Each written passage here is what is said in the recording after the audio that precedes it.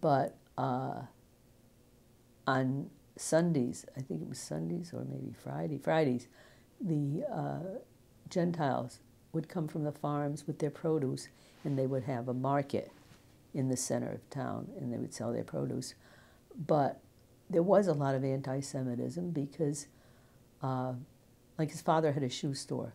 So if people came to buy shoes for their children, you know, and a lot of times in the summer the kids went barefoot if they were on farms. So they'd buy shoes like for Easter.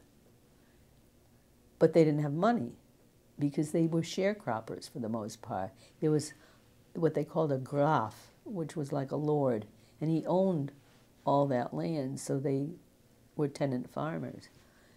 So he would take it in barter, in other words, in eggs or chickens or whatever. He wouldn't get money from a lot of people.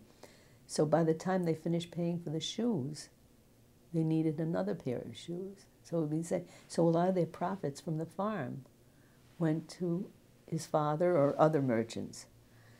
And it really, they were very, very bitter because the Jew was taking their money, you know.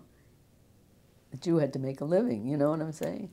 And so I think that was probably one of the things that fanned hatred and anti-Semitism.